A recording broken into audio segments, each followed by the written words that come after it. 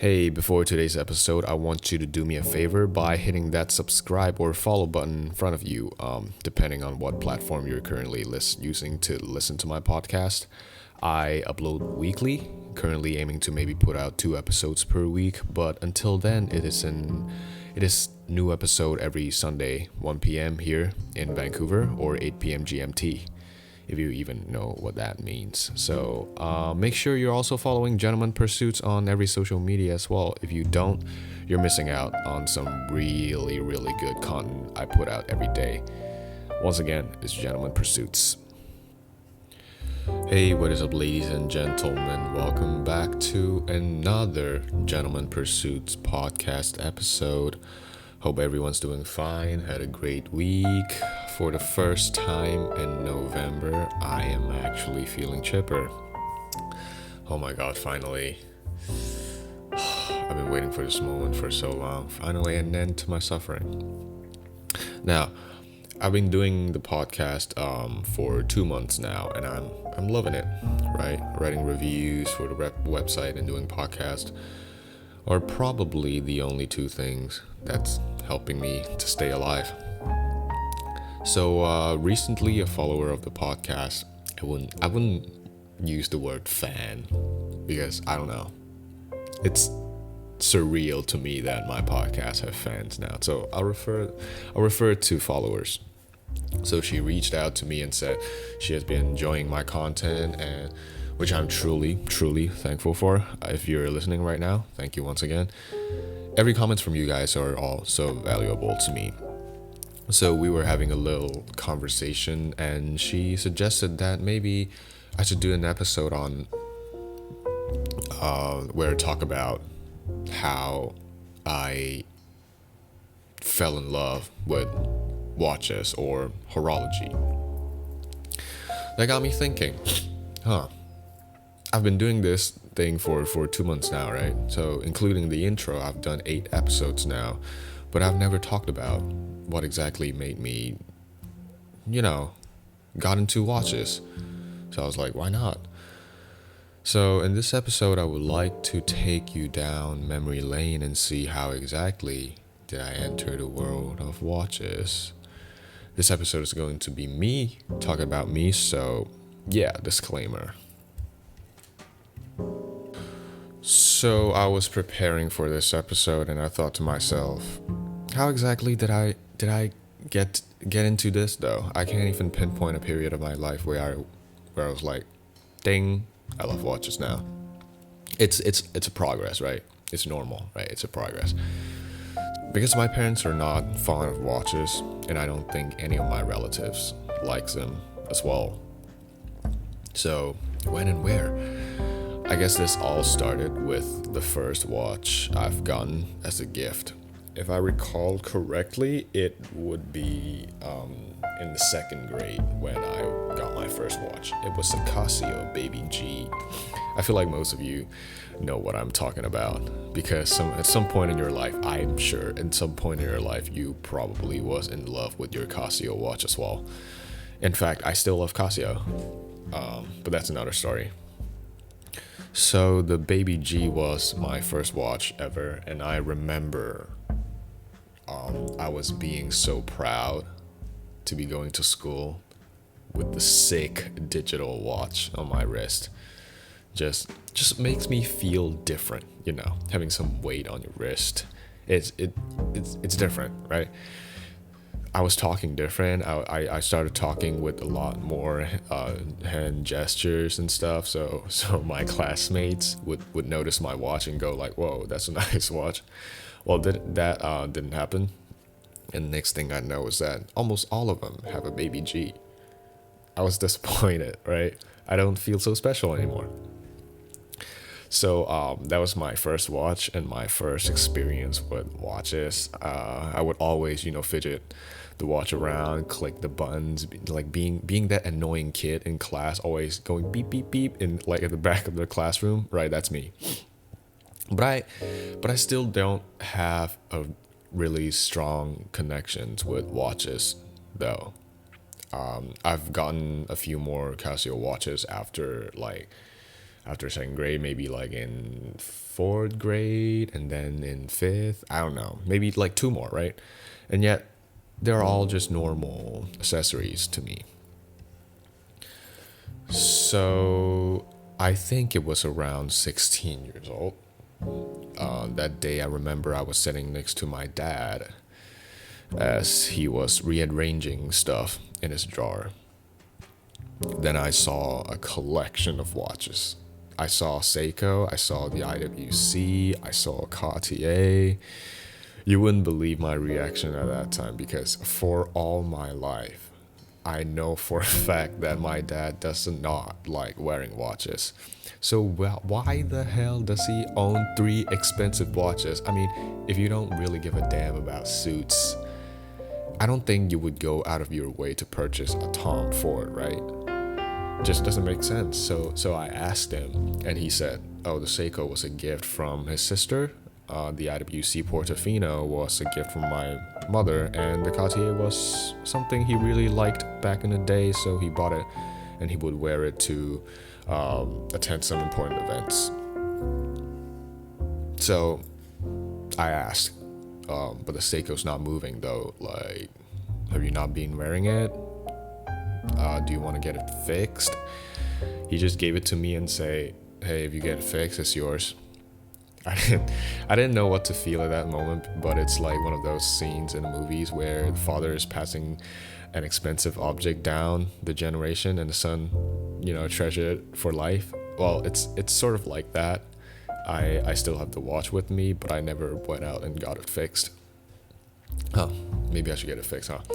Okay, another thing is that the Seiko is the first ever luxury watch I've gotten in my life. This Seiko that my father gave me was the first, I'd say a first watch from an actual, like a mechanical big brand.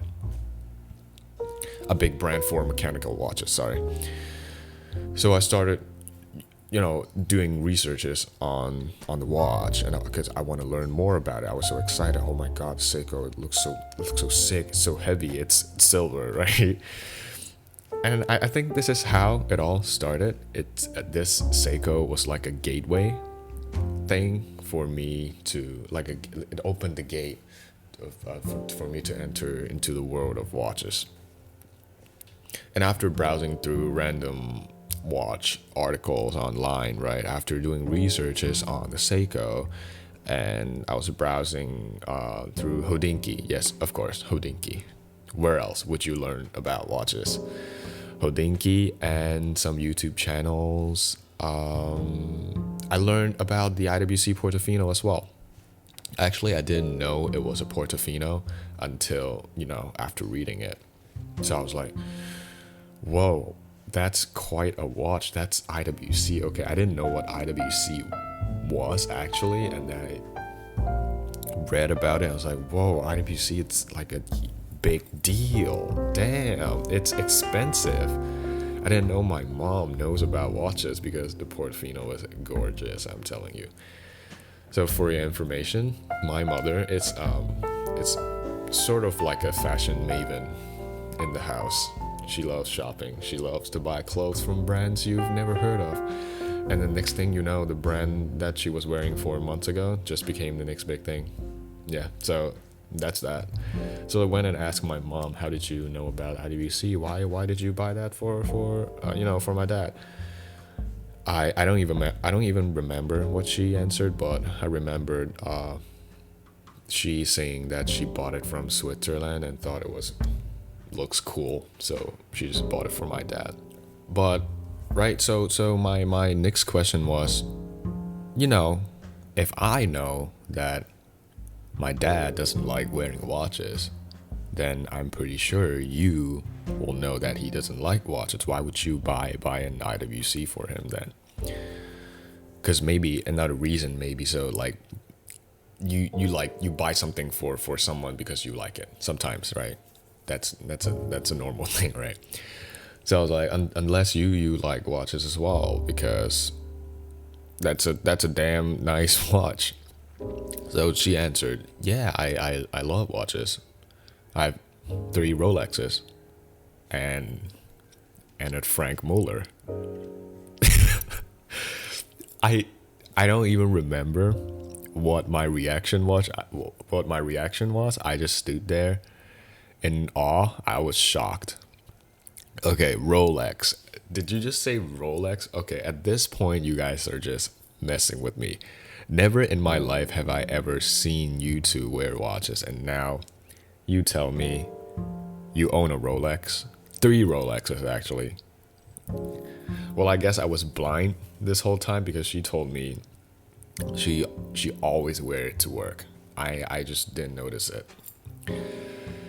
So at this point in my life, like when I was around 16, 17, I've consumed enough information and content to know what a Rolex and a Frank Muller is. And it was also at that moment I got to get my hands on two beautiful, beautiful Daytonas and an Explorer. It was once a stainless steel, just silver and white, once a gold and black. I'm talking about the Daytonas. So reading about them online was fun, right? You're browsing through colorful pictures. You're browsing through the words, how people describe this watch. But the feeling of finally having a Rolex strapped around your wrist is a whole different thing here. You actually get to feel the watch's sturdiness, the craftsmanship of each watch from each watchmaker. You can actually see it close up on your wrist right now. So I guess this is when I actually for the first time fell in love with watches, because I realized that I'm addicted to that feeling where I get to feel the craftsmanship firsthand, and it's the connection between the experience and the watch. This is why I love reading about watches, learning about them, and of course wearing watches. So on my 18th birthday, which is a year ago, I got the Seiko SSC 618P. It's a gorgeous diving watch. It's a rose gold case with a black dial and black rubber strap. I treasure that watch like it's my child. Now I own that Seiko and a gram pulsometer, which is also equally gorgeous. They're both my beloved children. So I guess what I'm saying is that I started Gentleman Pursuits for two purposes. One is I want to try and redefine watch and whiskey reviews, and another one is that, as the name suggests, I want people to turn their hobby into passions, just like how when I first started reading about watches, it's just a hobby. I would do it once every 2 weeks when I remember, right? I would, in between, I don't know, me dying in the video game, I would be like, oh, right, maybe I should, go read about them. Into a passion, which is now that I'm talking about it, where I'm writing about it, and I genuinely want to pursue a career in the watchmaking industry. And this is what I'm aiming for, and also what I want to promote in the website, for people to turn their hobby into passions, into finer things that in life they would do everything and anything to pursue. So, what is your story? Hey guys, thank you so much for listening to the latest episode of the podcast. Make sure you hit that subscribe or follow button in front of you. I'm not sure if you're listening this on Spotify or Anchor, but either way, make sure you're following me on every social media platform, on Twitter, LinkedIn, Instagram, Facebook, Anchor, Spotify, everything. Just make sure you're following me. You'll get the latest news on articles, uploads, podcasts, new news, all kind of posts on watches and whiskeys. If you're not, you're missing out. So yeah, make sure you're following us. And until next Sunday, have a great week, guys. Stay safe. I'll see you guys.